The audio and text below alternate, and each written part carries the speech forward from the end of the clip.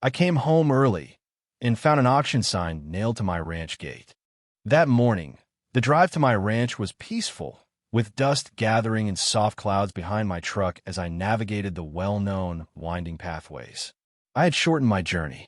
I had been called home earlier than intended due to unforeseen business.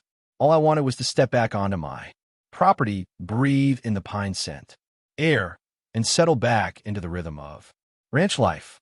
Little did I know chaos has been brewing in my absence. As approaching the gate, I noticed the glaring orange notice nailed to the fence. My stomach sank. The HOA had gone rogue. As stated in the letter, my property had been auctioned due to alleged violations, and they insisted I could no longer access it. The signature. At the bottom, Kathy Simmons, of course. The HOA president with a reputation for turning bureaucracy into performance art. I parked and walked up the driveway, trying to keep my cool. That's when I saw the familiar black SUV parked by the barn, and stepping out, none other than Kathy herself, clipboard in hand, waving frantically. "You can't be here," she shouted. "The property is no longer yours. I had it auctioned. We're following the rules." I stopped, keeping my hands visible and voice steady.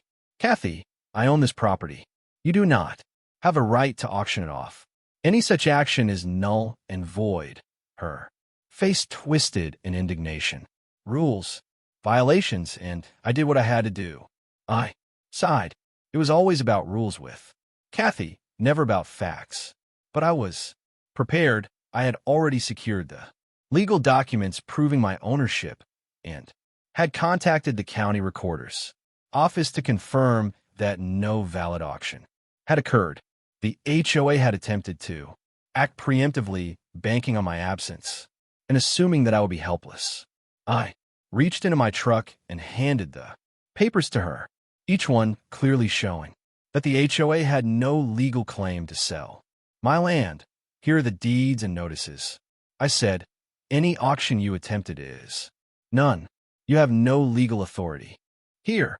Kathy's mouth opened, then closed, her voice faltering as she realized her attempt to override my ownership had failed spectacularly. The clipboard shook in her hands as she tried to think of a comeback, but the county confirmation was emphatic. The lands was mine, and any attempt to auction it off had no legal standing. At that moment, neighbors who had witnessed the confrontation from nearby properties began to collect. Some whispered about Kathy's audacity. Others were amazed at smooth way that I handled the situation. None of them had ever seen someone so boldly try to claim ownership only to be came up against an unshakable legal background. Kathy finally retreated, muttering complaints and warnings that were now completely impotent. Her attempted auction became a cautionary tale in the neighborhood, a warning about overreach and arrogance. The HOA would continue to sending letters and trying to claim authority, yet in reality it was undeniable. I own my ranch, and no performance art of bureaucracy could change that.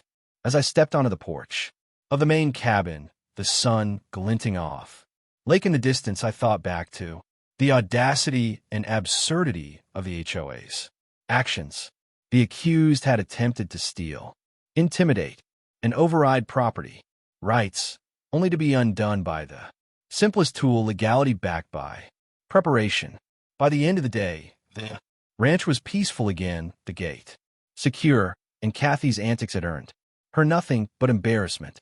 The lake shimmered calmly, indifferent to the human drama, while my property remained firmly within my control. The incident strengthened a timeless truth. Ownership is not merely a matter of papers. It's a matter of awareness, vigilance, and willingness to face absurdity with serenity. Authority